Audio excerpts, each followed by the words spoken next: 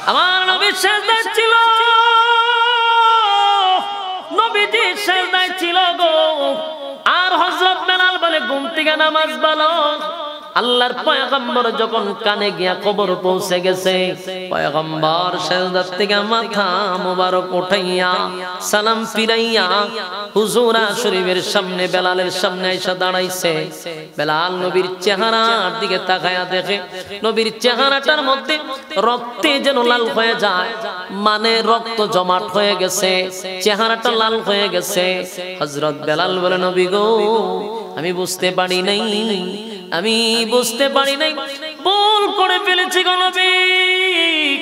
আমি মনে করছি আপনি নবী মনে হয় শুয়ে আছেন, কিন্তু আপনার চেহারায় সাক্ষী দেয় আপনি হয়তো বা আল্লাহর কুদরতি পায়ে সেজদায় ছিলেন। আল্লাহর নবী বলেন বেলাল রে, আমি সেজদায় ছিলাম, সেজদায় ছিলাম।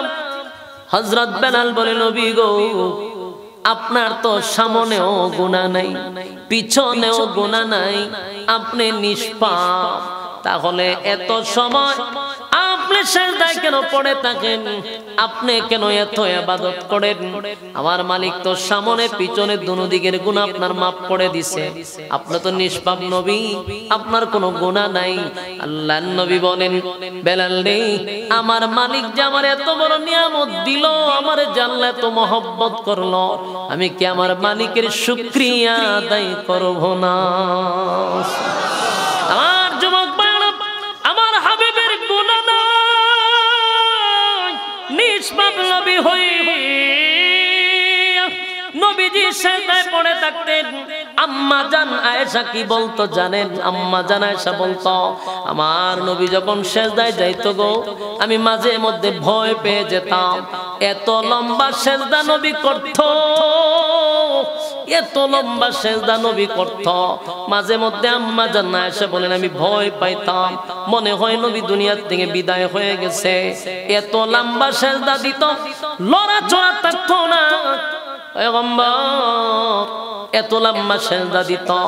একদিন আম্মা জান বলেন আমি নবীর পাশেই শুয়েছিলাম, হঠাৎ করে দেখি আমার পায়ের চাটা ভিজে গেছে, আমার শরীরটা ভিজা ভিজা লাগে। আমি মনে করছি মশকের পানি পড়ে মনে হয় বিছনা ভিজছে, তাই আমি জাগ্রত হইয়া তাড়াতাড়ি দেখতে লাগলাম, হায় হায় আমার নবী ঘুমাইতে ডিস্টার্ব হবে, মনে হয় পানি পড়ে বিছনাটা ভিজে গেল। আম্মা জান আয়েশা যখন ঘুম থেকে জাগ্রত হইছে, তাকায়া দেখে মশকের পানি পড়ে না,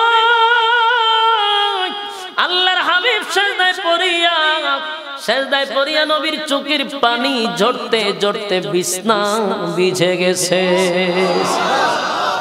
আম্মা জান আয়েশা বলেন এত লম্বা সেজদা নবী দিতেন, মাঝে মধ্যে আমি চিমটি দিতাম, নবী লড়লে আমি বুঝতাম নবী আছে, না হয় আমি নিজেই ভয় পাইতাম। যেই নবীর গুনাহ নাই সেই নবী এত লম্বা সেজদা দিত। নামাজের প্রতি এত গুরুত্ব ছিল রে, কিন্তু আমরা সময় পাওয়ার পর গুরুত্ব দেই না। এই জন্য জাহান্নামীরা বলবে ও জাহান্নামীরা, জান্নাতীরা বলবে ও জাহান্নামীরা, কেন রে জাহান্নামে গেলি? তো এই বিশ্ব পরিস্থিতির পরিসমাপ্তি আল্লাহ একদিন ঘটাবে, এই পৃথিবী আল্লাহ রাখবে না। এখন আছে প্রয়োজনে, থাকবে না তখন প্রয়োজন নাই। সব একদিন আল্লাহ ধ্বংস করবে, এতে কোনো সন্দেহ নাই। আসমান জমিন সূর্য চন্দ্র গ্রহ নক্ষত্র পাহাড় পর্বত সাগর নদী নালা খাল বিল কীট পতঙ্গ যা দেখি যা দেখি না সব ধ্বংস করবে। আল্লাহ বলেন জমিনের মধ্যে আমি একটা জালজালা সৃষ্টি করব, মানে জমিনে লাড়া দিব, ভূমিকম্প শুরু হবে জমিনে। ইযা যুলজিলাতিল আরদু জিলজালাহা ওয়া আখরাজাতিল আরদু আসকালাহা ওয়া ক্বালাল ইনসানু মা লাহা। আল্লাহ রাব্বুল আলামিন বলেন জমিনের মধ্যে আমি জালজালা সৃষ্টি করব, জমিনের মধ্যে ভূমিকম্প শুরু করব।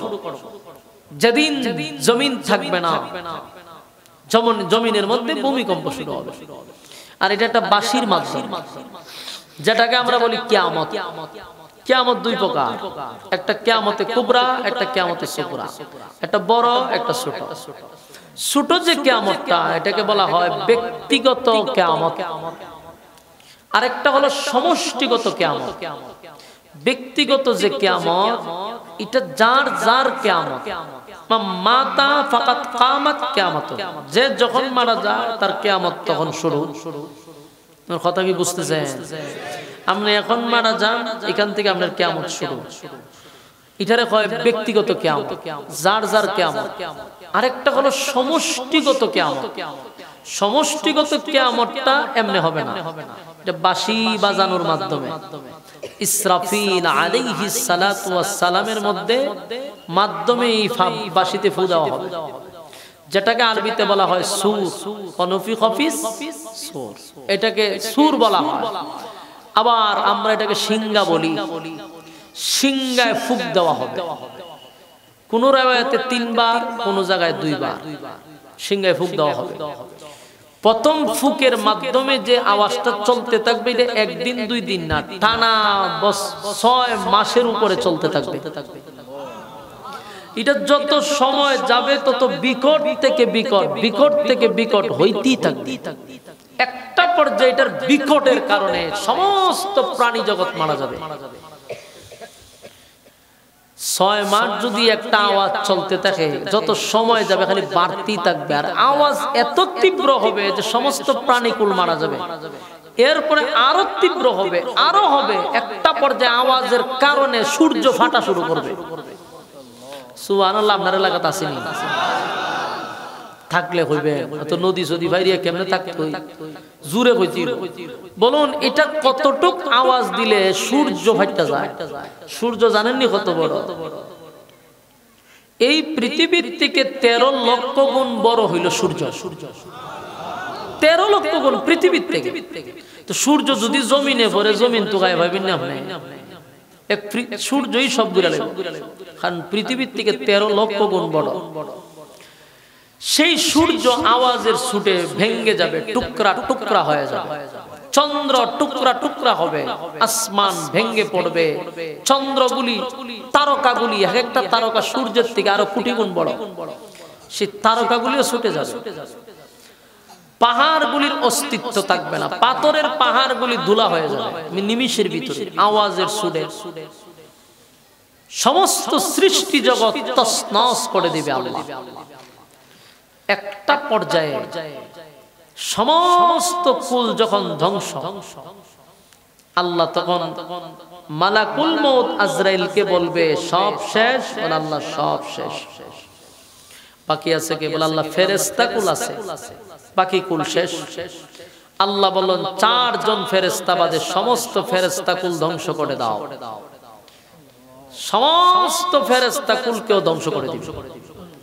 আল্লাহ জিগাইবার বাকি কে আছে? আল্লাহ সব ধ্বংস, খালি আমরা 60 জন আর আপনি আছেন। আপনি চিরঞ্জীব আর আমরা 4 জন আছি। আল্লাহ কয় তুমি বাদে বাকি 60 জনকেও ধ্বংস করে দাও। ইসরাফিল, মিকাইল, জিবরাইল 3 জন শেষ। আল্লাহ এরপরে জিগা আর কে রইছে? আল্লাহ আমি, মালাকুল মউত আর আপনি চিরঞ্জীব। আল্লাহ কয় আমি না বলছি কুল্লু মান আলাইহা ফান? আমি তো বলছি সব ধ্বংস হবে। ওয়ায়াবকা ওয়াজহু রাব্বিকা যুল জালালি ওয়াল ইকরাম। আমি না বলছি সব ধ্বংস, বাকি থাকবে কে? আপনারা আমার এক কথা বলার একটা আগ্রহ তৈরি করে দেন। এমনি মন ভেঙে গেছে, আমার মন মতো কিন্তু আমি আওয়াজ পাই না। আমি যে আওয়াজটা চাই এটা কিন্তু আজকে পাইছি না। এরপরে যদি আপনারা আওয়াজ না দেন, দুনো জায়গাতেই যদি সমস্যা হয়, আমার ওয়াজটা বাড়ি তো কেমন? এই জন্য আপনারা মাঝে মধ্যে আমার একটু কাউন্টার দিলে আমার কথা বলার আগ্রহ, উৎসাহ বাড়বে। আপনারা কষ্ট হইতেছে তো। আল্লাহ রাব্বুল আলামিন বলে কিরে আমি না বলছি সব ধ্বংস, তো তুই থাকবি কা? আজরাইল কল্পনা করে নাই যে তার উপর মুসিবত হইব, এটা ভাবছে না। ভাবছে বলে লিডার আমি সব ফিরে কুবা শামসুর মতো কুবামো, কিন্তু আমার কোনো বিচার হইতো না, নেতাগিরি থাকবো আমার। আল্লাহ যখন তুই কেন আমার সামনে, আজরাইল কল্লা এটা কি থাকবো, আমি থাকবো না তো থাকবো কে? সবাই তো সাইজ করার দায়িত্ব আমার, আমারে সাইজ করবো কে? আল্লাহ ভাই আমার হুকুম তোরে সাইজ করে নেব। আজরাইল বুঝতে পারছে যে আজরাইলের রক্ষা নাই। সেদিন মালাকুল মউত আজরাইল একটা চিৎকার মারবে, পৃথিবীর এক প্রান্ত থেকে এক প্রান্ত তার আওয়াজ চলতে থাকবে। আল্লাহ রাসূল বলেন তখন যদি সমস্ত প্রাণীকুল জীবিত থাকতো, আজরাইলের চিৎকারে মানুষ মারা যেত। কত বড় আওয়াজ দিছে, কোথাও তার দৌড়ানি শেষ নাই। আল্লাহ কয় হুকুম দিছি তুই শেষ, মালাকুল মউত শেষ, বাকি রইল কে? একমাত্র চিরঞ্জীব আল্লাহ, বাকি সব শেষ। ওয়ায়াবকা ওয়াজহু রাব্বিকা যুল জালালি ওয়াল ইকরাম। আল্লাহ কয় একমাত্র চিরঞ্জীব কে? আল্লাহর কোনো মরণ আছে? আল্লাহর কোনো ধ্বংস নাই, বাকি সব ধ্বংস। এখন আল্লাহ শুধু একা, তখন আল্লাহ নিজে নিজে গুনগুনায়া বলবে লিমানিল মুলকুল ইয়াউম। এ পৃথিবীর রাজা বাদশারা, কিরে আজকে তোরা কোথায়? কোন শব্দ নাই কেন? সারা শব্দ নাই, কথা নাই। আল্লাহ নিজে নিজে ডাকবো, কইরে ফেরাউন, ফেরাউনের খবর নাই। নমরুদ দেখো, নমরুদার খবর নাই। বুশরে ডাকবো, আবু জাহিল্লারে ডাকবো, কেউর খবর নাই। সব জালেমদেরকে আল্লাহ সেদিন উদ্দেশ্য করে করে ডাকবে। আর এই জালেমদের মধ্যে মুদি আমরা দাদা, যে দাদারও আল্লাহ ডাকবো, মুদ্দা আসত নেই, মুদ্দারও কোনো সাহস নেই।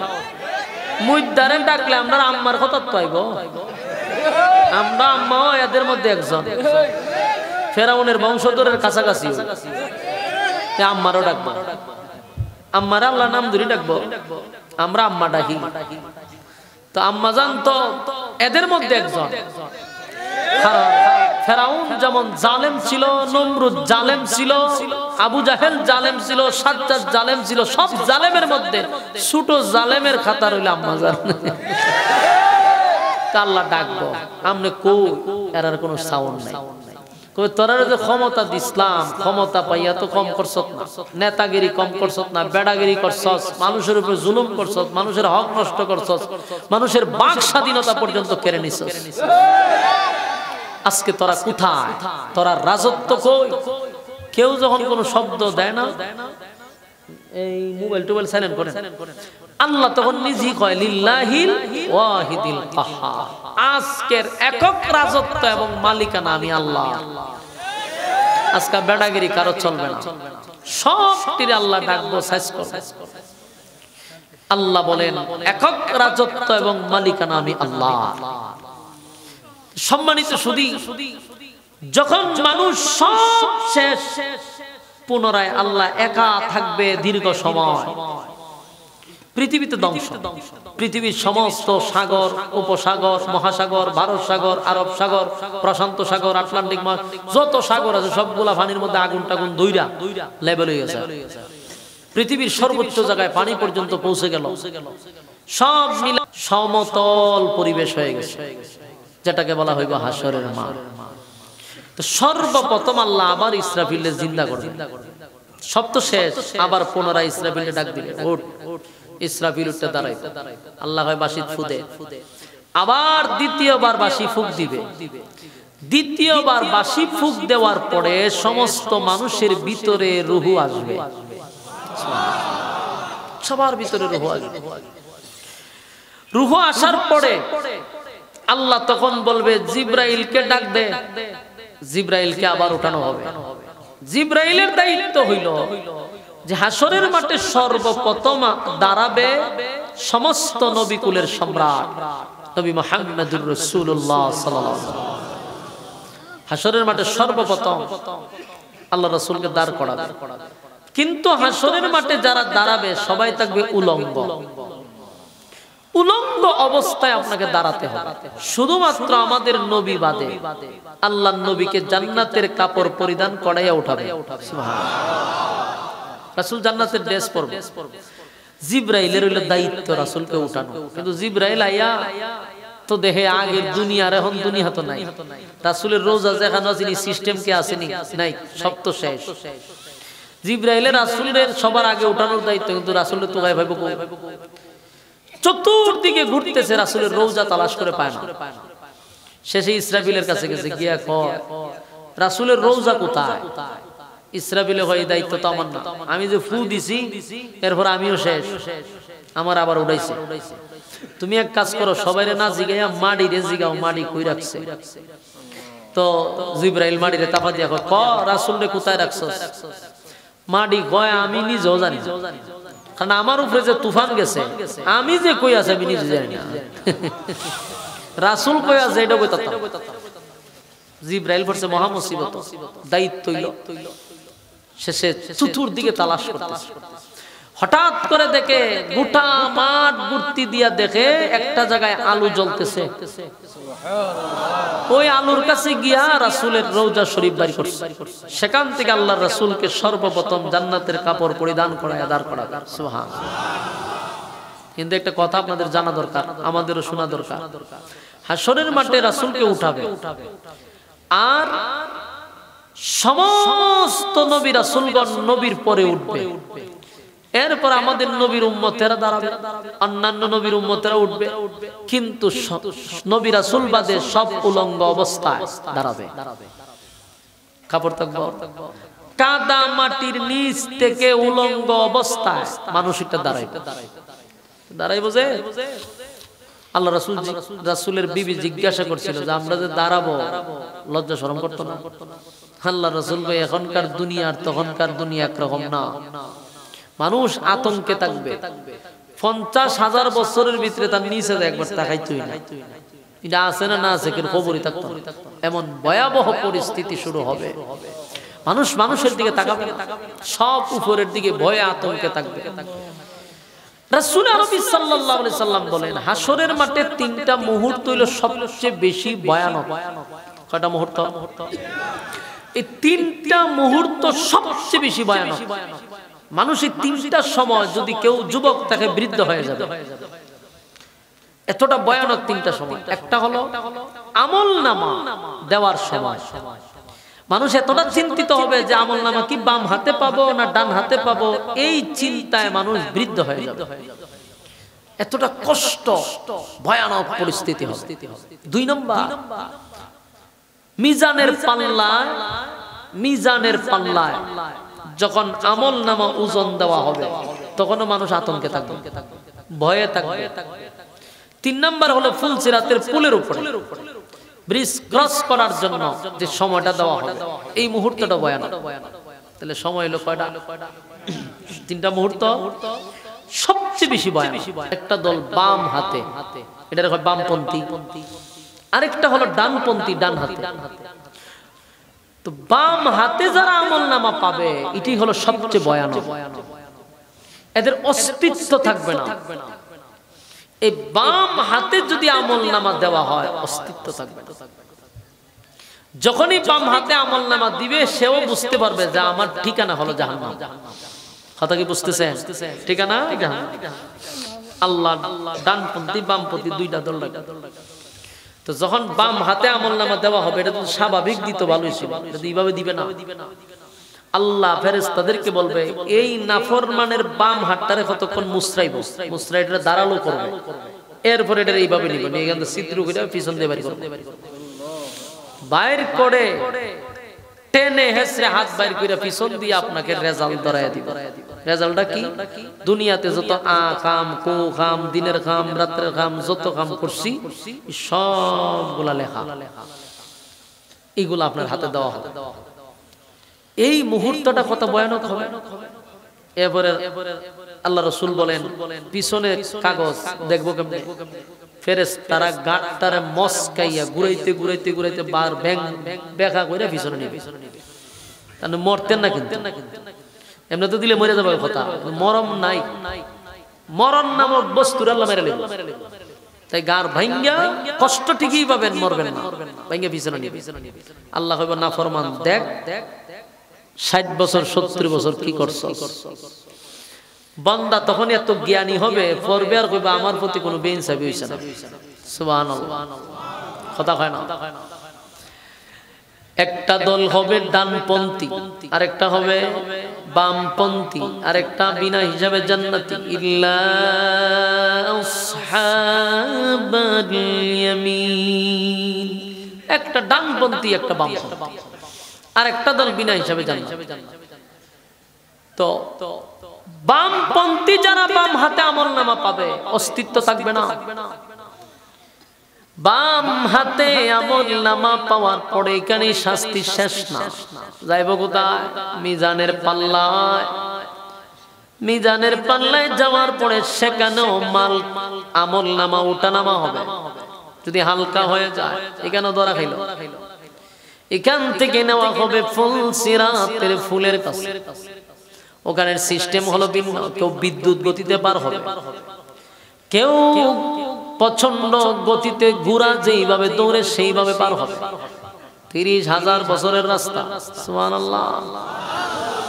কেউ দৌড়াইয়া পার হবে, কেউ হেঁটে হেঁটে পার হবে, কেউ কোন রকম গইরাইয়া গইরে পার হবে। মানে প্রত্যেকের আমল লেভেল অনুযায়ী। কিন্তু যারা পার হতে পারবে না এরা কেটে কেটে টুকরা টুকরা হয়ে নিচে পড়বে। নিচে কিন্তু জাহান্নাম, নিচে কি?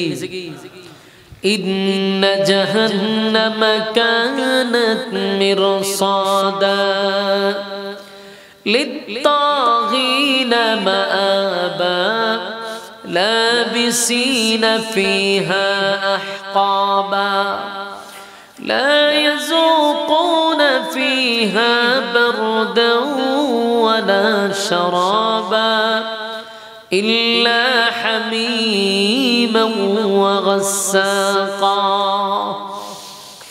إن جهنم كانت مرصادا জাহান্নাম কিন্তু উট পেতে বসা থাকবে।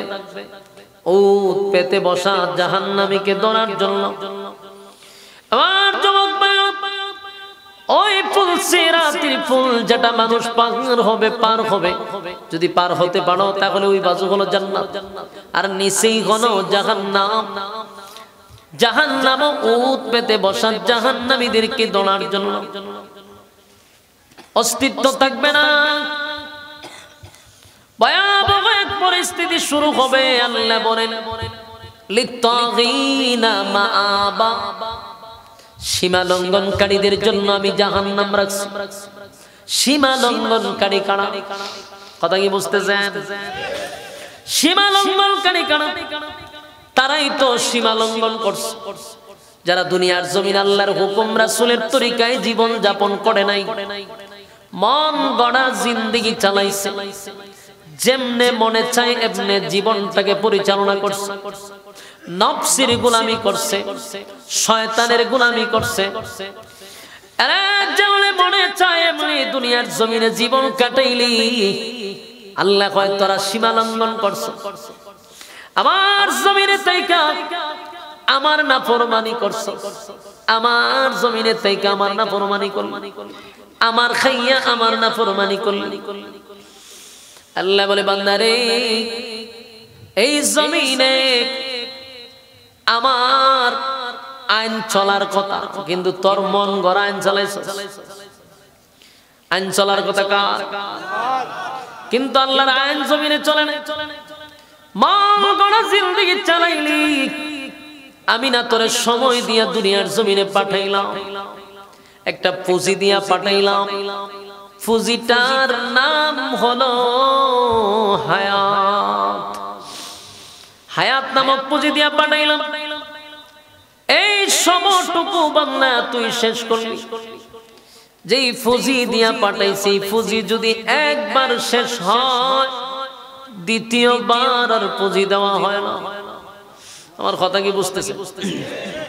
যে আরাদের দাঁড়ায় রয়েছে, এরা কোন গুরু আপনারা চিনেন নি? আরারে হ্যাঁ না, আমরার গ্রুপ না অন্য কোন গ্রুপ কিতা দেখে খারিয়া এত জায়গা থাকতে গরু হারিয়ে হারিয়ে একটা মেলা জমাইছে কেন ভাই? বালা লাগলে ভিতরে ঢুকে, নাইলে বাড়ির যাবেন একটা করতে করতেই। আপনারা যেখানে চাইছেন সব দিকে চাইছে। আমারও মন মানুষ হতে আমাদের জায়গা কতক্ষণ পরে ভলান্টিয়ার নেই।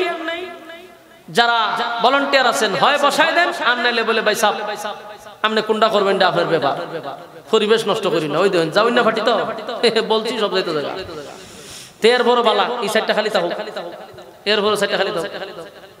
আইসে বুদ্ধ সাপ খেলা টাপ খেলা দেখে যাবো। আচ্ছা কোন জন ওয়াজ কি খারিয়া দেয় মানছে বাজারে দেখছেন গুল মিটিং হয়ে দেখার গিয়া দেখবেন সাপ খেলা দেখায় অথবা বান্দর খেলা দেখায়, এগুলো দাঁড়ায় দেখে।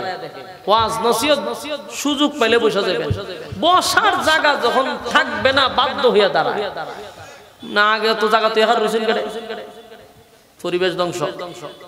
বসেন প্রচুর জায়গা, এরা বসলে কিন্তু আরো আমার কাছে ভালো লাগে। বসতো না, ও বাদাম খাইবো, বুট খাইবো, দোকান আট বহু দুদি কথা কইব, দোকানদারের সাথে গিয়ে কথা কইব, ওই হেমাদা অনর্থক সময় নষ্ট করতে। প্রতিটা কথা আসবে, একটু মনোযোগ দিয়ে শুনেন। আল্লাহ রাব্বুল আলামিন বলেন জীবন পুঁজি দিছি, জীবন পুঁজি। ওই যে সময়, এটা কিন্তু একটা পুঁজি। ওয়াল আস, সময়ের কসম আছে। আল্লাহ বলেন সময়ের কসম।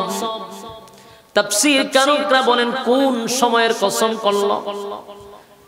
আল্লাহর নবী, সাহাবায়ে কেরাম, মুফাসসিরিনে কেরাম সহ সবাই সময়ের ব্যাখ্যা করছে। এটা আমাদের জীবন পুঁজির কসম করছে, আমাদের হায়াতের সময়ের কসম। রব্বে কারীম আমাদেরকে একটা সময় দিছে, এই সময়ের কদর করা দরকার আছে না নাই? আমার যুবক ভাইরা, আল্লাহ রাব্বুল আলামিন বলেন বান্দারে আমি না তোরে দুনিয়ার জমিনে পাঠাইলাম আমি আল্লাহর গোলামির জন্য, কিন্তু দুনিয়ার জমিনে যাওয়ার পরে আমার জমিনে তাইকে আমার খাইয়া আমার কইরা আমি আল্লাহর নাফরমানি করলি, জমিনের মধ্যে বুক ফোলায়া হাঁটলি। কত নবী রাসূল আমি পাঠাইলাম দুনিয়ার জমিনে, তাদের নসিহত তোদের কানে যায় নাই। কত আলেম ওলামা তোদেরকে মসজিদের মিম্বরে বসে বসে ওয়াজ নসিহত করলো, কানে যায় নাই। ওয়াজ মাহফিলের জায়গায় জায়গায় তোদেরকে ওয়াজ নসিহত শোনানো হইল, এরপরও তোদের কানে যায় নাই। আজকে আমার কাছে আসছস, সীমা লঙ্ঘন করছস। ইন্না জাহান্নামা কানাত মিরসাদা, নিশ্চয়ই জাহান্নাম তোদের জন্য উত পেতে বসা। আমার যুবক ভাইরা, জাহান্নাম বড় ভয়ানক জায়গা। এই জায়গাটা বড় ভয়ানক, বড় ভয়ানক। জাহান্নামের প্রচন্ড খিদা থাকবে সেদিন, জাহান্নাম উত পেতে বসা থাকবে খালি ধরার জন্য। জাহান্নামকে ৭০,০০০ ফেরেশতারা শিকল দিয়া বেঁধে রাখবে। প্রতিটা ৭০,০০০ ফেরেশতার সঙ্গে আরো ৭০,০০০ থাকবে। এইভাবে প্রতি শিকলে যদি ৭০,০০০ করে ধরা থাকে, ৭০,০০০ ফেরেশতার শিকলে আরো কত ৭০ ধরে রাখবে। এরপরও জাহান্নামকে ঠাইনা ধইরা রাখতে পারবে না। জাহান্নাম সামনের দিকে আগাবে শুধু জাহান্নামীদেরকে ধরার জন্য। জাহান্নাম উঠবে দিয়ে বসার বলবে মালিক আমারে খাবার দেন। জাহান্নামীদেরকে ধরার জন্য আল্লাহর কাছে জাহান্নাম বারবার বলবে আল্লাহ আমারে অর্ডার দেন। কিন্তু আল্লাহ সমস্ত ফেরেশতাদেরকে দিয়া জাহান্নামকে ধরে রাখবে। সেদিন হবে ভয়ানক অবস্থা। আমার যুবক ভাইয়েরা, মায়া দয়া বলতে কিছু থাকবে না। আপনারা ভাবতে পারেন আল্লাহর তো মায়া দয়া বেশি, আল্লাহর তো মহব্বত বেশি। আল্লাহ বলেন দুনিয়াতে আমার নাম হলো রহমান। আল্লাহর নাম কি? রহমান অর্থ কি? দয়ালু। দুনিয়াতে আল্লাহর মায়া দয়া বেশি। নাফরমানের জন্য যেই মায়া, মুমিনের জন্য যেই মায়া, আস্তিকের জন্য যেই মায়া, নাস্তিকের জন্য একই মায়া। আমার মালিক বলেন দুনিয়াতে আমি আল্লাহর মায়া দয়া বেশি, তাই তো নাফরমানি করলেও আল্লাহ গজব দিয়া মারে না। আল্লাহ বলেন মানুষ নাফরমানি করে রে, আমার মায়া দয়া বেশি হওয়ার কারণে নাফরমানকে আমি ধ্বংস করি না। আমার যুবক ভাইরা, সেদিন আল্লাহ বলবে বান্দা শুন, আমি তোরে পাঠাইছিলাম দুনিয়ার জমিনে একটা পরীক্ষা দেওয়ার জন্য। পরীক্ষার হলে সময় নষ্ট করলি, আজকে রেজাল্ট আউট হয়ে গেছে। রেজাল্ট যদি বাম হাতে হয় তাহলে কপাল পড়ছে, রেজাল্টটা যদি ডান হাতে হয় তাহলে কপাল বালা। কিন্তু যাদের বাম হাতে দেওয়া হবে উপায় থাকবে না, উপায় থাকবে না। সেদিন এতটা ভয়ানক অবস্থা হবে, কেউ কারো কথা শুনবে না, নাফরমানের কথা আল্লাহর কান পর্যন্ত পৌঁছবে না। জাহান্নামের ফেরেশতাদের কানে পর্যন্ত তাদের চিৎকার পৌঁছবে না, কারণ জাহান্নামের ভিতরে যাদেরকে দায়িত্ব দেওয়া হবে, যারা তত্ত্বাবধানে থাকবে, সবগুলি ফেরেশতা থাকবে, কানে কম শুনবো। বয়রা বয়রা এটা কি তা বলি আমরা, বয়রা হয়নি কাল্লা অথবা বয়রা। জাহান্নামের যত ফেরেশতা থাকবে তারা বয়রা থাকবে, কানে শুনবে না। আল্লাহ বলেন ইয়া আইয়ুহাল্লাযীনা আমানু কু আনফুসাকুম ওয়া আহলিকুম নারা ওয়াকুদুহান নাসু ওয়াল হিজারা আলাইহিমুল মালাইকা। এই যে এখানে যতগুলো ফেরেশতা আছে, মালাইকা বলতে ফেরেশতারা, এই অধিকাংশই তো খালুয়া থাকবে। এর কিতাব হলো না, মানে কানে কম শুনে চোখে কম দেয়। মানে আপনি যে শিক্ষা দিতেছেন হে তো শুনে না, শুনে না মায়া লাগতো, শুনে না তো, আপনারা তো দেখে না আপনি যে কি করতেছেন। দেখেন কি সিস্টেমে আল্লাহ জাহান্নামের ফেরেশতাগুলি রাখছে, উভয় থাকবো কথা কয় না। আমার যুবক ভাইরা, চিৎকার দিবেন কিন্তু ফেরেশতারা কানে শুনে না, ফেরেশতারা চোখে দেখে না, খালি একটাই কাজ করে, বলে ফিডানি। ফিডাইতে থাকবে, পিডাইতে থাকবে। জাহান্নামের ভিতরে মানুষ এবং পাথর হবে লাকড়ি। নাউজুবিল্লাহ। যুবক ভাইরা, মুরব্বী বাবারা, কথাগুলি দিলের কান লাগায় শোনা দরকার। কোনো গল্প নয় গো, কোনো গিচ্ছা নয়, কাল্পনিক গল্প বলে বলে আপনাদেরকে অনেক কথা শোনানো যাবে। এই কথার 4 পয়সার কোনো ফায়দা হবে না, কারণ গভীর রাত্রে আসছে, নারামের ঘুম হারাম করে দিনের কিছু কথা শোনার জন্য। কিন্তু আমরা আয়াসেরা শুরু করে দিই গিচ্ছা, বাবার গিচ্ছা, দাদার গিচ্ছা, কাল্পনিক গল্প। এই কাল্পনিক গল্প এগুলা বাদ দেওয়া দরকার আছে না নাই? মানুষকে জাহান্নামের বয়ান করা দরকার। মানুষের দিল নরম হয়ে গেলে মানুষ অটোমেটিকলি জান্নাতের রাস্তায় চলে। সুর বাটপার বদমাশ ভালো হয়ে যায় জাহান্নামের বয়ান শুই না, কথা কই না। একজন মানুষ অপরাধী, তারে মারলে এটা ইসলাম ফিসলাম, অতিরিক্ত ফিডাইলে এটা আরো খারাপ হয়। সুর ফিডাইয়া পরে এটা হাইতে যায়, কথা কই না। সুরে বেশি ফিডাইলে এটা কি হয়? ডাকাই তো আগে শেষরাসির বদনা চুরি করতো, বাড়ি চুরি করতো, ডেক চুরি করতো। পুলিশে নিয়ে এমন ফিডানি ফিডাইছে, ফোরতিকার নাম হইতেছে ও শেষরা চুরা। পরে জেল থেকে বাইরে হয়, মান সম্মান, শ্বশুর বাড়ি যেতে না জালে সুর ডাহে, সুর ডাহে, দূর দূর সুর। আর ওই লাভ কি তখন ডাকাতি করো, বডি দাও লিয়ে গেছে রাস্তা গিয়ে, এখন ডাইরেক্ট ওপেন ডাকাতি করে। সুর ফিডাইয়া হইলো কিতা ডাকাই দিছে। আর উলামায়ে কেরামদের জবানের কথা শুনে ডাকাত আল্লাহর ওলি হয়ে যায়। কেমনে রে? জাহান্নামের ভয়ে তারে ডাকাতি ছেড়ে দেয়, জাহান্নামের ভয়ে ডাকাতি ছেড়ে আল্লাহর ওলি হয়, এমন অসংখ্য নজির আছে না? এজন্য জাহান্নামের বয়ান শোনার পরে মানুষগুলি পরিবর্তন হয়ে যায়, এমন অসংখ্য প্রমাণ আছে।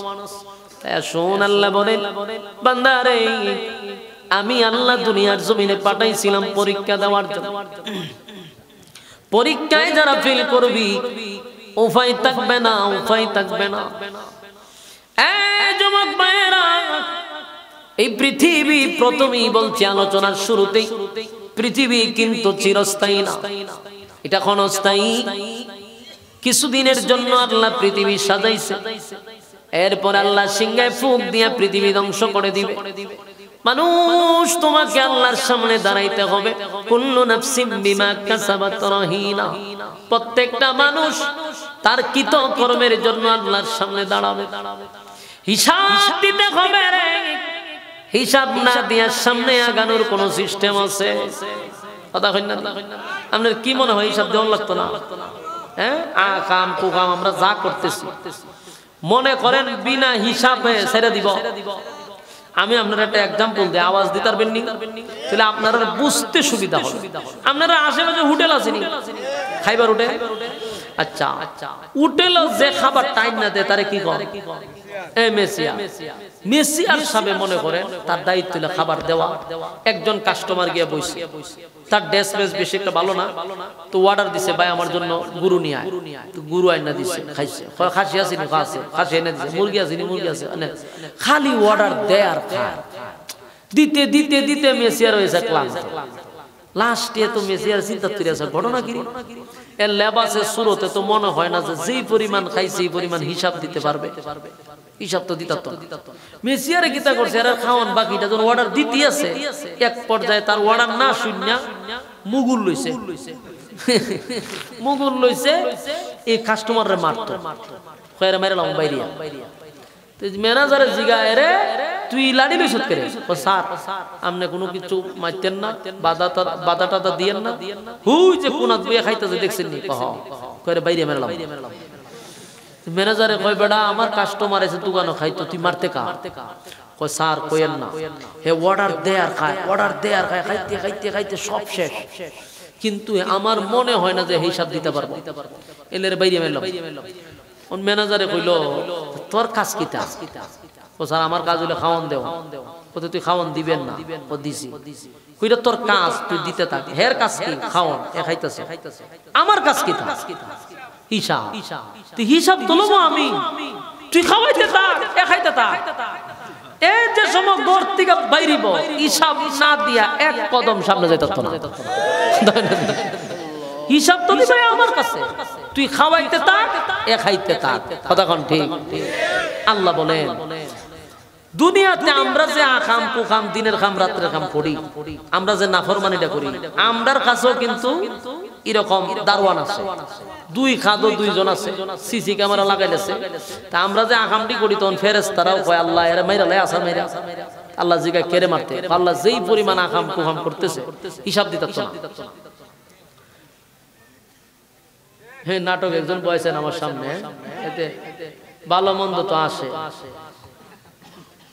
আমি মহামুসিবত, আপনারা চাইেন না, হেতে আল্লাহ করুক, চাইেন না। আল্লাহ করছে কি কথা বুঝছেন? আমরা যে সব কিছু করি এগুলো দেখেনি, সব দেখে ফেরেশতারা মাঝে মধ্যে কয় আল্লাহ এর সাইজ করে লাই, মাইরা লাই জায়গা। আল্লাহ জিগে মারবি গা, যেই পরিমাণ গুনাহ করতেছে হিসাব দিব কেমনে? আল্লাহ কয় তোর যা দায়িত্ব তুই করতে থাক, এর যা কাজ করতে থাক, হিসাব নেওয়ার দায়িত্ব আমার। সে আমার কাছে হিসাব না দিয়া এক চুল পরিমাণ সামনে আগাইবার কোনো সুযোগ নাই। এই কারণে আমরা যা মন চা তা করতে পারি, কারণ আমরা হিসাব আছে। হোটেলে দুমসে খাইতে পারেন, কোনো বাধা দিত না। কেন বাধা দিত না? কারণ হিসাব আছে তো। আমরাও দুনিয়াতে আসছি বিনা হিসাবে, আল্লাহ আমরা ছেড়ে দিব। কথা বল না, এমনি বানাইছে আল্লাহ আমরারে, অনর্থক বানায় নাই। আফাহাসিবতুম আন্নামা খালাকনাকুম আবাসাও ওয়া আন্নাকুম ইলাইনা লা তুরজাউন। আল্লাহ বলেন অনর্থক বানাই নাই। প্রত্যেকটা মানুষের কাছ থেকে আমি হিসাব নিব রে, বিনা হিসাবে আমি আল্লাহ কাউকে ছেড়ে দিব না। যুবক ভাইরা আমার, হাসরের মাঠে কয়টা হবে দল? হ্যাঁ, তিনটা হইব। আমার আঙ্গুল দেখছো চারটে, লে চারটা, নিজের তৈয়ার হইতে দল কয়টা? দুইটা দল। একটা দল হইব বামপন্থী, আর একটা দল বিনা হিসাবী, আর একটা দল ডান হাতে আমলনামা পাবে। একটা তো জাহান্নামে গেল, আপনারা শুনলেন। আর একটা বিনা হিসাবে জান্নাতে। আর একটা দলকে আমার আল্লাহ দিবে বাম ডান হাতে আমলনামা। ডান হাতে যারা আমলনামা পাবে গো, খুশিতে আনন্দে তারা লাফাইতে থাকবে। এত আনন্দ, এত আনন্দ, এত আনন্দ। আল্লাহ জিগায় তো নাসুসকা, এত খুশি কেড়ে? আল্লাহ জানি ডান হাতে আমলনামা পাইছি, আমরা জান্নাতে যাব, এটাই তো। আল্লাহ কয় বান্দারে, ডান হাতে আমলনামা পাইয়া এত খুশি। বান্দা গুলি বলে মালিক, ডান হাতে আমলনামা পাইয়া দে, জান্নাতে যাব, সেটা তো বুঝে ফেলেছি। আল্লাহ কয় তাহলে শুন, জান্নাতে ঢোকার আগে স্পেশাল নিয়ামত দিব। 1 নাম্বার মরবি না আর জীবনে। সুবহানাল্লাহ। জান্নাতের ভিতরে মরণ নাই গো। নাম্বার হলো আর বৃদ্ধ হবি না। 3 নাম্বার চেহারা সুন্দর হবে ইউসুফ নবীর মতো। 4 নাম্বার কণ্ঠ সুন্দর হবে দাউদ নবীর মতো। 5 নাম্বার হলো আদম নবীর মতো বডিটা থাকবে 60 হাত লম্বা। এরপর আল্লাহ বলেন নিম্ন স্তরের জান্নাত থেকে 10টা পৃথিবীর সমান রাজত্ব দিব। 10টা পৃথিবীর সমান রাজত্ব দিব। এরপর আল্লাহ বলেন কমপক্ষে 72টা বউ দিব। সুবহানাল্লাহ। এতগুলা নাজ নিয়ামত দিয়া যখন জান্নাতের ভিতরে জান্নাতীকে ঢোকাবে, জান্নাতি আনন্দে লাফাইতে থাকবে আর ঘুরতে থাকবে। একটা সময় জান্নাতি কইবে আল্লাহ সব দেখলাম, ভালোই লাগছে, কিন্তু শরীরে বাপ উঠে না। বাপ উঠে না কেন? কই এত বড় একটা জান্নাত পাইলাম, অত বড় রাজত্ব পাইলাম, কিন্তু আমার প্রতিবেশী যারা আছে দুনিয়াতে এরা যদি একটু দেখতো যে আমি কি হালতে আছি, তাহলে আমার শরীরের মধ্যে একটা বাপ উঠতো। বাপ বুঝিনি কেমনে বুঝাইতাম বলছেন? আচ্ছা একটা ব্যাখ্যা দিয়ে বুঝাই। মনে করেন আমরা যে ওইটার নাম কিটা স্যার, ওই যে ওনার নামটা কিটা বুঝলেন? আলাউদ্দিন স্যার, উনি কিন্তু আমরা এলাকার চাকরি করে। আচ্ছা যাক, মনে করেন দৈরানে ওনার বাড়ি ডেকে না, তো উনারা যদি আমরা এলাকা দিয়ে একটা 10 তলা বিল্ডিং দেওয়া হয়, বলে এটা আপনার, এটার মধ্যে আপনি থাকেন, এটা আপনার পুরা আপনার নামে দেওয়া হয়েছে, খুব রাজকীয় মনে করেন, একেবারে ডুপ্লেক্স বাড়ি টাড়ি কইরা দিয়া চতুর্দিকে বাগান বাড়ি সব কিছু করে দিছে, একটা ল্যান্ড ক্রুজার দিছে গাড়ি, ওনারে সবচেয়ে দামি গাড়ি 1.5 কোটি টাকা। কিন্তু শর্ত হইলো আপনি এই সাইডে আইতাছেন না, এখানে থাকেন, এই সাইডে আইতে পারতেন না, এলাকার কেউ দেখাইতে পারতেন, এটা ওখানে থাকেন। আচ্ছা কোন অত বড় রাজত্ব ভাইয়া, ওনার কি মনের মধ্যে কোনো ভাব আছে? ভাব নাই। কেন নাই জানেন? কেউ দেখে না, মাগার আমি ফাইলাম এই এলাকার মধ্যে আমার দিকে কথা হয় না দি, যদি আমার এলাকার মধ্যে দেখতো যে আমি একটা ল্যান্ড ক্রুজার চালাই, অথবা যদি দেখতো আমার বিশাল বাগান বাড়ি, আমার গেটের সামনে সিকিউরিটি, চতুর্দিক দিয়া মানুষ, হ্যাঁ কি রাজকীয় হালত, যদি এলাকার মধ্যে দেখতো মোটামুটি একটা বাপ আইতো। কিন্তু এমন এক জায়গা, এটা আমরাই দেখি উনার শরীরে কোনো বাপ ওঠে না, কথা হয় না দি। ঠিক জান্নাতীরা জান্নাত বলবে আল্লাহ সব তো দিছে, দেখতো কেটা? আমার এলাকার যে কিছু বন্ধু বান্ধব আছে, এদের একটু দেখাই দেন না যে আমি যে অত বড় রাজত্বের মালিক। আল্লাহ হয় তুই যাদেরকে তালাশ করতেছ এটি জাহান্নাম, এরিকো যারা জাহান্নামে গেছে আর তুই জান্নাত। তখন হে কয় আল্লাহ তাহলে কি এরা আমার আর দেখতো না? না, এরা তো জাহান্নামে, তুমি জান্নাতে। কিন্তু জান্নাতি এমন এক সিস্টেমে আল্লাহরে ধরবে যে আল্লাহ আমরা কইছেন জান্নাতীরা যা চাইবো তা দিবে, তখন দেন না কা জাহান্নামে তো ওকার যেখানেই থাকো, আমি যে বিশাল রাজত্ব পাইছি এটা তাকে একটু দেখায়া দে। আপনার এলাকায় কি সুবহানাল্লাহ আছে?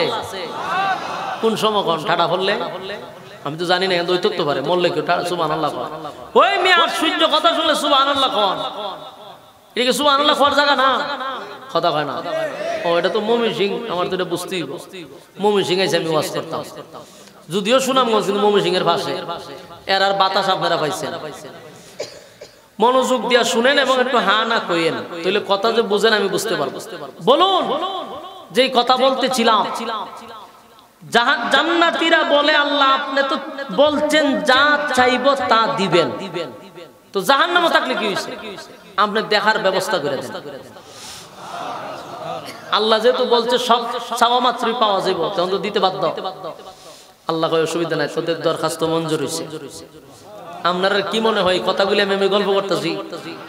আল্লাহ কোরআনে বলছেন ফি জান্নাতিন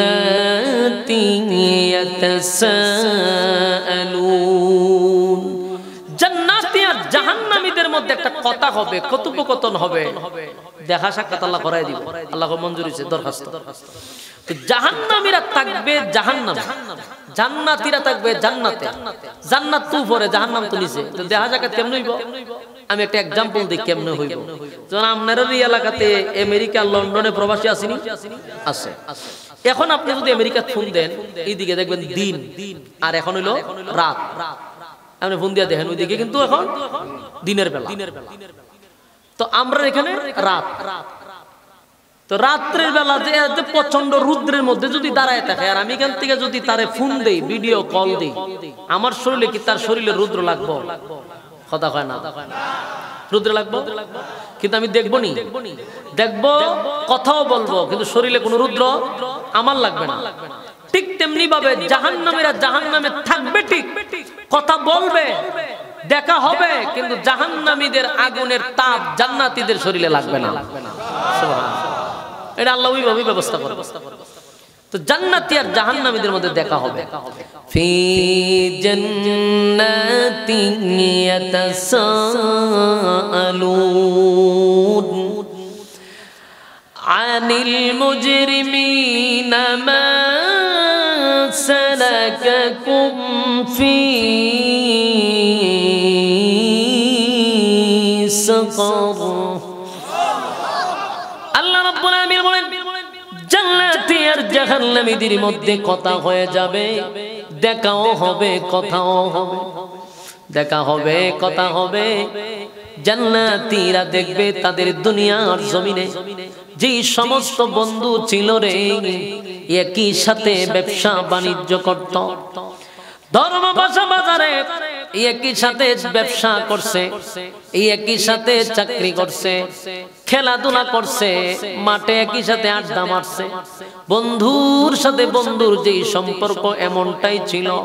কিন্তু আজকে তাকায়া দেখে বন্ধু জাহান্নামের আগুনে জ্বলতেছে, আর ওই ব্যক্তি জান্নাতের নাজ নিয়ামত পাইয়া আনন্দে গুড়াইতেছে। এবার জান্নাতীরা জাহান্নামীদের দিকে তাকাইয়া আফসোসের সহিত বলবে, হায় আফসোস, হায় আফসোস।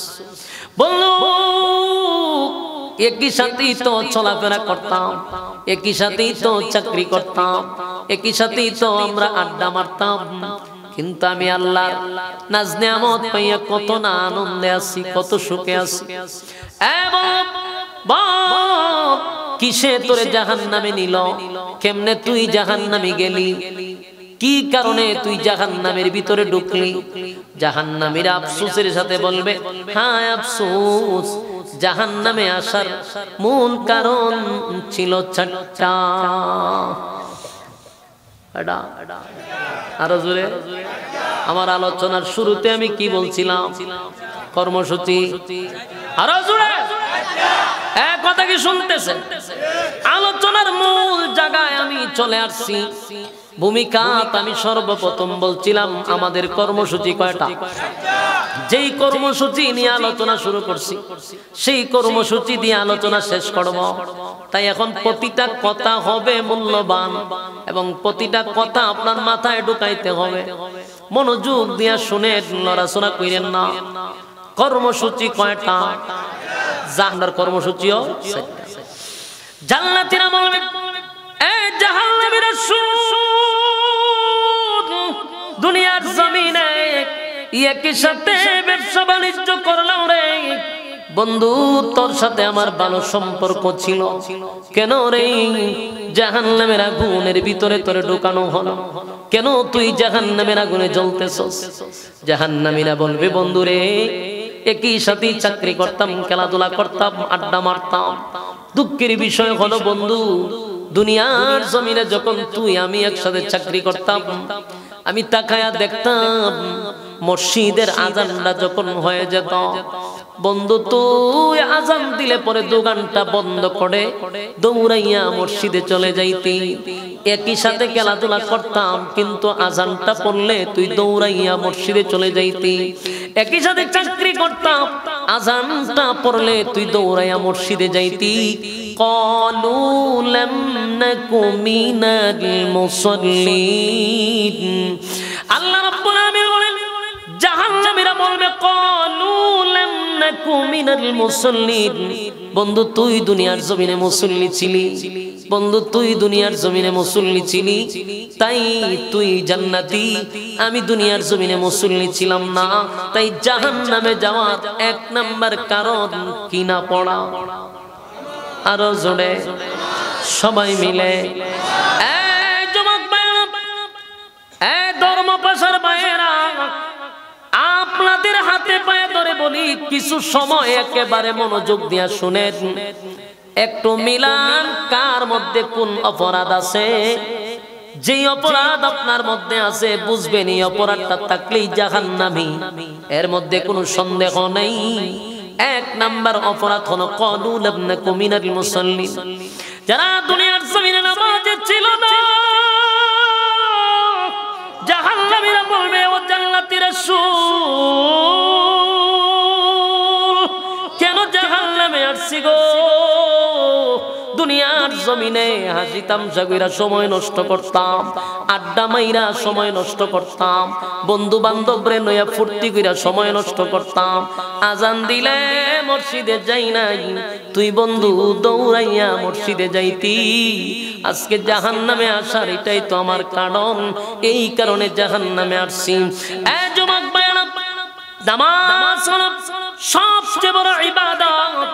কিয়ামতের মাঠে আল্লাহর নবী বলেন সর্বপ্রথম কিন্তু নামাজের কথাটাই জিজ্ঞাসা করা হবে। আউয়ালু মা ইউহাসাবু বিহিল আবদু ইয়াউমাল কিয়ামাতিস সালাহ। কিয়ামতের ময়দানে নামাজের হিসাবটাই আগে হবে। আমার যুবক ভাইয়েরা, এই নামাজ এত সুযোগ পাওয়ার পরও আমরা সালাত আদায় করতে পারলাম না। অথচ আমার নবী এই নামাজের সিজদা দিতে গিয়া, এই নামাজের সিজদা দিতে গিয়া বেঈমানরা নবীর গলার মধ্যে রশি লাগাইছে। আমার নবী কাবার সামনে যখন নামাজ পড়তো গো, বেঈমানের বাচ্চাগুলি উটের নারী বুড়ি আমার নবীর শরীরে দিয়া রাখত। এরপরও নবী সিজদা থেকে মাথা মোবারক তুলতেন না। আমরা নামাজের প্রতি এতটাই অবহেলিত, কিন্তু আমার নবীর তো কোনো গুনাহ ছিল না, আমার নবীর কোনো গুনাহ নাই, নিষ্পাপ নবী। অথচ আল্লাহর নবীর নামাজের কথা যদি আপনারা পড়েন আশ্চর্য হবেন। একবার হযরত সাহাবায়ে কেরামরা অপেক্ষা করতেছিল নবী কই, নামাজের সময় হয়ে গেছে রে, পয়গম্বর কেন এখনো মসজিদে নববীর ভিতরে ঢুকে না, মসজিদে নববীর ভিতরে কেন ঢুকে না? সাহাবায়ে কেরাম অপেক্ষায় অপেক্ষায় অপেক্ষায় আশ্চর্য হয়ে গেল। কেউর সাহস নাই নবীরে গিয়া ডাক দিবে, নবী নামাজের টাইম হয়ে গেছে, আসেন না মসজিদে যাই। কেউর সাহস নাই। সবাই একজন আরেকজনকে বলে যাও না আমার নবীরে গিয়া বলো নবী যেন মসজিদে আসে। সাহাবায়ে কেরামদের ধারণা মনে হয় নবীর চোখ লেগে গেছে, তাই তো নবীর ঘুম লেগে গেছে, এই জন্য নবী আসতে পারতেছে না। সব সাহাবীরা একজন আরেকজনকে বলে, কেউ তো আর সাহস পায় না। হযরত বেলাল তো হইল মুয়াজ্জিন, বেচারা আযান দিছে, তাই সবাই বলে বেলাল রে যাস না একটু গিয়ে নবীরে ডাক দিয়া। বেলাল কয় উমরের সাহস বেশি, উমর রে বলেন। হযরত ওমর বলে আমি পাথরের মতো শক্ত, কিন্তু নবীর সামনে গেলে আমি মোমবাতির চেয়েও নরম হয়ে যাই। হযরত আবু বকর বলেন না, এত বড় সাহস আমার নাই, আমার নবীর ঘুম ভাঙানোর মতো সাহস আমার নাই। আল্লাহর পয়গম্বরকে কেউ ডাক দিতে সাহস পায় না।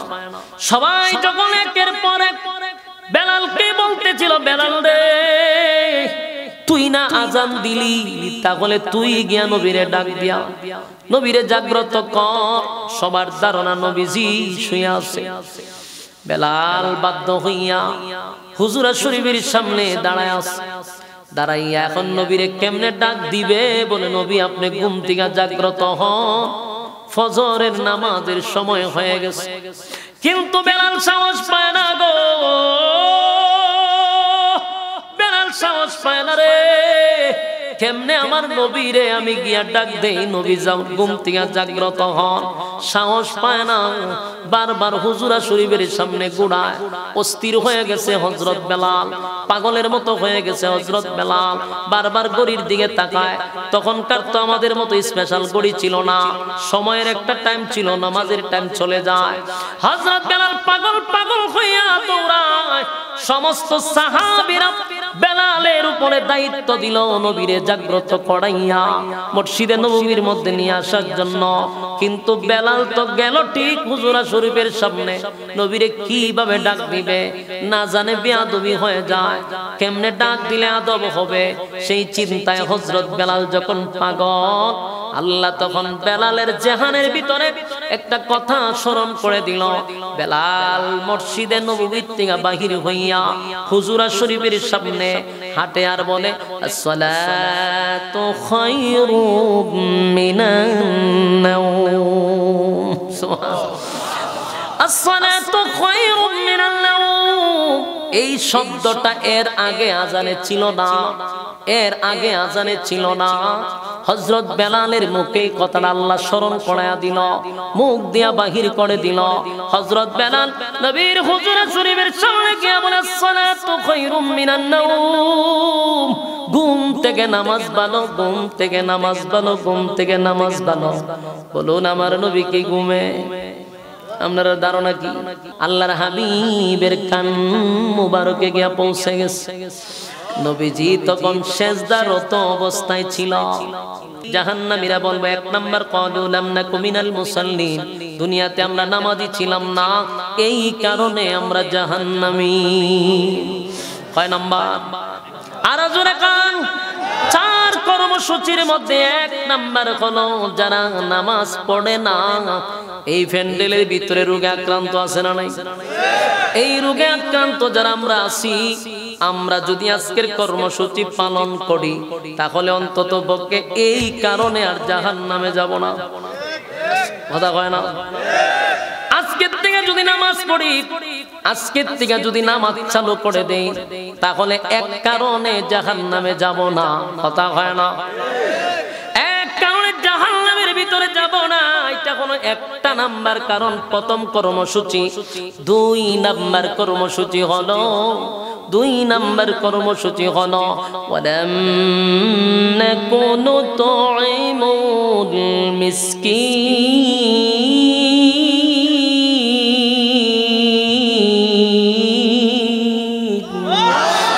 দুই নাম্বার কারণ হলো ওয়ালাম নাকুনু তুইমুল মিসকিন। দুই নাম্বার হলো যারা দুনিয়ার জমিনে মিসকিনদেরকে খাবার দিত না। এমন লোক আছে না নাই? নিজে খায় রে, নিজে ভালো করে খায়, গলা পর্যন্ত খায়, টাকার অভাব নাই, বছরে একবার দুইবার হজ উমরা করে, টাকার অভাব নাই, নিজে গলা পর্যন্ত খাইলো, বছরে বছরে হজ করে নামের আগে হাজি লাগায়া দিল, টাকা পয়সার অভাব নাই, কিন্তু পাশের বাড়ির মানুষটা না খাইয়া ঘুমায়, একবারও বেচারা খবর নিল না। কিন্তু লোকটা দেখবেন তসবিহ হাতে নিয়ে সুবহানাল্লাহ সুবহানাল্লাহ পড়ে, কপালের মধ্যে কালো দাগ ফলায়া দিছে। কত বড় বুজুর্গ আল্লাহ বলা হাজী সাহেব মনে মনে চিন্তা করে, আমি যেই পরিমাণ আমল করি জান্নাত তো আমার জন্য নিশ্চিত। কথা হয় না? আল্লাহ কয় আয় আয়, ইচ্ছা মতে তোরে সিরা জুতা দিয়ে আধা ঘন্টা না বাইরিয়া ছাড়তাম না। কয় ঘন্টা? আধা ঘন্টা, তাও জুতা দিয়ে বাইরিব। আল্লাহ বলে বাংলা শুন, ওয়ালাম নাকুনু তুইমুল মিসকিন, মিসকিনের খাবার দিলি না, গরিবের পাশে দাঁড়াইলি না, এতিমদের কাছে দাঁড়াইলি না, এতিমদের মাথায় হাত বোলাইলি না, এতিমের হক মারলি, এতিমের হক নষ্ট করলি। সাবধান, এই রোগে যারা আক্রান্ত জাহান্নামে যাওয়ার এটা কয় নাম্বার কারণ? জাহান্নামে যাওয়ার দুই নাম্বার কারণ। আমার কথাগুলি একটু মিলায়া দেখেন, কার মধ্যে কোন অপরাধ আছে। যদি অপরাধ থাকে রে, আজকে থেকে তওবা করেন, না হয় আল্লাহর কসম চার কারণে জাহান্নামে যেতে হবে, এটার মধ্যে কোনো সন্দেহ নাই। কারণ প্রতিটা কথা আমার কথা নয়, কোরআনের কথা। আল্লাহ নিজেই বলতেছে কারণ হলো কয়টা? নাম্বার নামাজ, 2 নাম্বার ওয়ালাম নাকুনু তুইমুল মিসকিন, যারা মিসকিনের খাবার দেয় না, দুনিয়ার জমিনে নিজে খাইলো, নিজে পড়লো, নিজে আরামায়েশ করলো, মিসকিনদেরকে খাবার দিল না, এতিমদেরকে খাবার দিল না। 2 নাম্বার, এটা কোনো কারণ, অসহায়দেরকে খাবার দেয় না, একটা অপরাধ। 2 নাম্বার অপরাধ হলো অসহায়দের মাল মাইরা খায়, কথা হয় না, অপরাধ। এতিমদের হক নষ্ট করে, আছে না নাই? এতিমের হক নষ্ট করে, ক্ষমতা আছে, জোর আছে, এই জন্য এতিমের নিজস্ব জায়গা তার নামে লেখায় নেয়। এতিমের মাল মাইরা খাইলি, এতিমের হক নষ্ট করলি, কিয়ামতের ময়দানে জাহান্নামে যাওয়ার এটা কিন্তু 2 নাম্বার কারণ। সাবধান, যারা মেম্বারি করেন, চেয়ারম্যানই করেন, আপনাদেরকে বলি, বাইরে এতিমের মাল যে মাইরা খান, জানেননি জাহান্নামে যাওয়ার যে 2 নাম্বার কারণ। বিধবা মহিলাদের বাতা পর্যন্ত মাইরা খান, বয়স্ক বাতা পর্যন্ত মাইরা খান। ঠিক বাড়ি গিয়া হইবে। আপনাদের এলাকার কথা বলি না, আপনাদের এলাকার চেয়ারম্যান মেম্বার সবগুলো আল্লাহর ওলি, কিন্তু আমাদের এলাকার কথা বলতেছি, বয়স্ক মহিলাদের বাতা পর্যন্ত মাইরা খায়। এমন কি মহিলাদের, বিধবা মহিলাদের বাতা মাইরা খায়, গরিবদের লেপটিনটা পর্যন্ত খায় আল্লাহ। একবার ইউনিয়ন অফিসে গিয়া দেখি, এক মহিলা সগিদারের সাথে লাগছে ঝগড়া, সগিদারের সাথে এমন লাগছে, সগিদারে মহিলার কাছ থেকে ছুটতে যাইতে পারে না, মহিলা হতন করে হরিকে বেড দেয়, পরে জিগাইল কি তা ঘটনা কি হয়? মহিলা 2 দিন পরে পরে আমার যন্ত্রণা দেয়, আপনারা যন্ত্রণা দেওয়ার কারণ কি? তা হয় বেডির নামে লিস্টি আনছিল, একটা লেপিন দেওয়ার কথা, সব মহিলারা পাইছে, বেডি পাইছে না, এই কারণে বেডি ইউনিয়ন অফিস ছাড়ে না। আমি যে বেডির লেপিন গেল কো চেয়ারম্যান খাইলিছে, খাইলিছে চেয়ারম্যান নাই।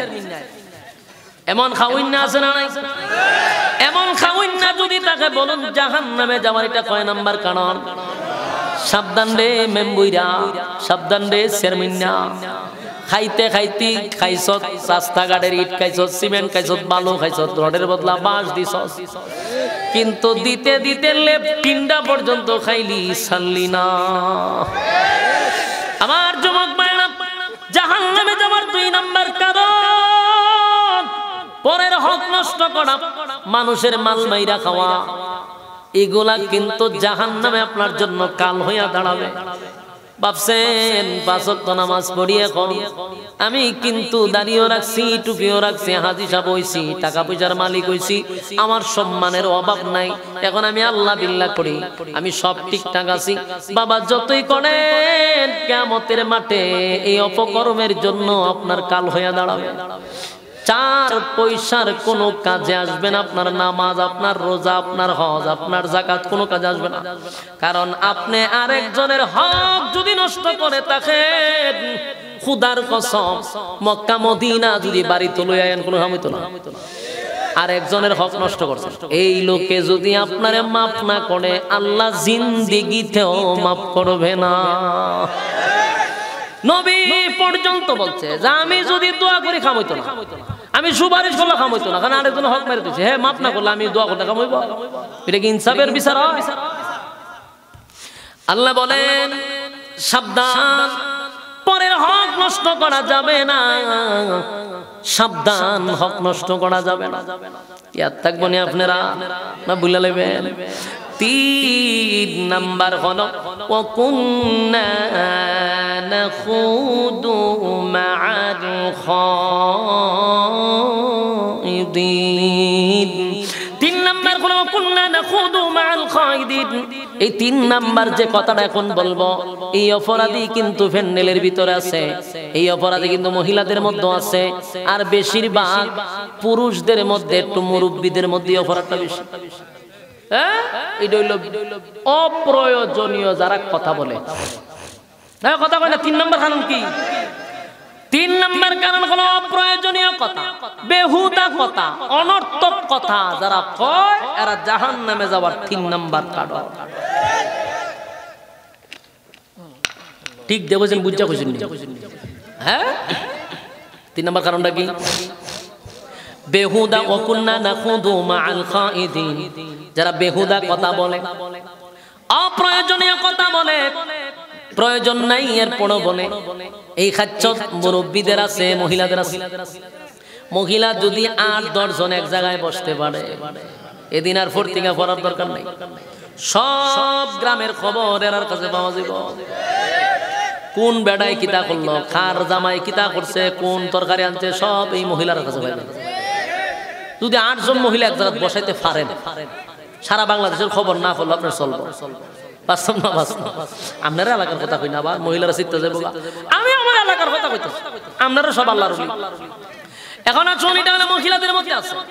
মা বোনেরা, আপনাদের এলাকার কথা বলি না, তবে যদি অপরাধ থেকে থাকে মাপ চাইলাম। অনর্থক কথা বলা যাবে না, বেহুদা কথা বলা যাবে না। অপ্রয়োজনীয় কথা বললে জাহান্নামে যাওয়ার কয় নাম্বার কারণ? 3 নাম্বার কারণ। 3 নাম্বার কারণ, আমার যুবক ভাইয়েরা, প্রতিটা কথা ব্রেইনের ভিতরে ঢুকায়া রাখেন। এখান থেকে যাওয়ার পরে বাড়িতে গিয়া বালিশের সঙ্গে মাথা লাগাইয়া আবার 4টা কথা রিপিট করবেন। আমার কথাগুলি আবার রিপিট করে মাথার ভিতরে ঢুকাবেন। 1 নাম্বার কারণ নামাজ, 2 নাম্বার কারণ হলো এতিমের মাল মাইরা খাওয়া, 3 নাম্বার বেহুদা অপ্রয়োজনীয় কথা বলা। অপ্রয়োজনীয় যারা কথা, অপ্রয়োজনীয় এই মুরব্বি যাইব 3 নাম্বার কারণে যাইব জাহান্নামে। এজন্য বেহুদা কথা, অপ্রয়োজনীয় কথা যত কম বলা যায়, বললে জাহান্নামে। এরকম খাচ্চাতুর লোক আসেনি? আমি সবাইকে এলার্ট করে দিচ্ছি, বিশেষ করে মা বোনদেরকে, এই মহিলাদেরকে বলছি, যদি 10 জন এক কানে কক কক কক কক কক করে আস্তে গ্রাম গরম করে, আর যত সমালোচনা, অমুকের জামাই কি করছে, তমুকের জামাই কি করছে, হেড জামাই কিতা করছে, হেড জামাই কি করছে, এগুলা বলা কিন্তু জাহান্নামে যাওয়ার কারণ। আরে তুই যতটুকু কাজ, আলহামদুলিল্লাহ, আরেক মেয়ের জামাই কি করছে, তুই তত কাজ কা, তুই সুখে আসছ নি? বলা আসি তো চুপ থাক, আলহামদুলিল্লাহ কর। কিন্তু হে সুখে থাকতো জামাইয়ের বদনাম করে, জামাইয়ের প্রশংসা করতে রাজি না। এটি জাহান্নামে যাওয়ার কয় নাম্বার কারণ? ওকুল্লা নাখুদু মাআল খায়িদিন। মা বোনদেরকে বলি, বেহুদা কথা বলা জাহান্নামে যাওয়ার 3 নাম্বার কারণ। মুরব্বীদেরকে বলি, যুবকদেরকে বলি, বন্ধু বান্ধবের আড্ডায় গিয়া বেহুদা কথা বলা জাহান্নামে যাওয়ার 3 নাম্বার কারণ। 1 নাম্বার কি বলা, 2 নাম্বার মিসকিন এতিমদের মাল মাইরা খাওয়া, এতিমের হক নষ্ট করা, 3 নাম্বার বেহুদা কথা বলা জাহান্নামে যাওয়ার 3 নাম্বার কারণ। 4 নাম্বার কারণ, وكنا نكذب بيوم الدين وكنا نكذب بيوم الدين। 4 নাম্বার কারণ হলো, 4 নাম্বার কারণ হলো যারা পরকালের উপর বিশ্বাস করবে না। পরকালের উপর যাদের বিশ্বাস নাই, যেমন আজকে মাহফিলে আসছেন, বসছেন, ওয়াজ শুনলেন, কিছু মানুষ দেখবেন রাস্তার ওই পারে দাঁড়ায়া দাঁড়ায়া শুনে, কিছু মানুষ ভিতরে ঢুকে, কিছু মানুষ এদের মতো দাঁড়ায়া থাকে, ফ্যানটা হাত দিয়া ওই দেখেন দাঁড়িয়ে রয়েছে। এক একজন এক এক বাপ লয়ে আছে। এখানে আইলে জমানের একটা পাপ সৃষ্টি হয়, কিন্তু গানের কনসার্টে গেলে দেখবেন যত আগে বইবার লেগে খালি আগুয়ায়, হ্যাঁ, শিয়াল লয়া টেলা টালি ফারাফারি বাইরা বাড়ি শুরু করে আগে বইতো। বেডি যা আছে, বেডির কারণে আগে বইতো চায়। আর এখানে কোরআন হাদিসের মাহফিল, এফারে না বাথরুমে বইয়া হুনতো, এতটা ফিচ্ছানি ফিচ্ছায়। এই জন্য ভালো কাজের মানুষ বড় কম, খারাপ কাজের মানুষ বেশি না কম? খারাপ কাজে মানুষ বেশি, ভালো কাজে মানুষ কম। নমাজে দেখবেন মুসল্লি পাওয়া যায় না, কথা হয় না, বাজারও মুসল্লির অভাব নাই। যুবক ভাইয়েরা, এই জন্য আল্লাহর নবী বলেন জান্নাতে যাবে 1000-এর মধ্যে 1 জন, বাকি 999 জন জাহান্নামী। আমার যুবক ভাইয়েরা, হাতে পায়ে দড়ি বনি, একটু সময় বসেন, দোয়া করে এরপর আমরা যাবো ইনশাআল্লাহ। 4 নাম্বার হলো ওয়াকুল্লা নুকাজ্জিবু বিয়াউমিদ্দিন। যারা দুনিয়ার জমিনে, যারা পরকালের উপর বিশ্বাস করতো না, এই যে এতগুলা কথা বললাম, জাহান্নামের আযাবের কথা বললাম, জাহান্নামের ভিতরে কি শাস্তি হবে এগুলা বললাম, জাহান্নামের ভিতরে আযাব হবে সেটাও বললাম, হাসরের মাঠে কয়টা দল হবে সেটাও বললাম, আল্লাহ বিচারক হবে সেটাও বললাম, জান্নাতের নাজ নিয়ামত দিবে সেটাও বললাম। এইগুলা যারা বিশ্বাস করে না, জাহান্নামে যাওয়ার 4 নাম্বার কারণ। আমার যুবক ভাইয়েরা, আপনাদের হাতে পায়ে ধরে বলি, এক নাম্বার ক্বালু লাম নাকু মিনাল মুসাল্লিন, নামাজ না পড়লে আজকে থেকে শুরু করে দিব। দুই নাম্বার ওয়া লাম নাকু নুতঈমুল মিসকিন, যারা মিসকিনের মাল মাইরা খায়, মিসকিনের হক নষ্ট করি, তাদের হক তাদেরকে ফিরায়া দিব, আল্লাহর কাছে তওবা করব। তিন নাম্বার বেহুদা কথার থেকে আমরা বিরত থাকব, অনর্থক কথা বলবো না, অপ্রয়োজনীয় কথা বলবো না। চার নাম্বার ওয়া কুন্না নুকাযযিবু বিয়াউমিদ্দিন, পরকালের উপর আমরা বিশ্বাস করব। মালিক ইয়াউমিদ্দিন, যেদিন আমার আল্লাহ ইনসাফের বিচারক হবে, যেদিন আল্লাহ বিচার করবে, সেদিনের কথা বলবো, সেদিনের উপর ঈমান আনবো। কারা কারা চার আমল করবেন দুইটা হাত তুল্লা দেখায়া দিই।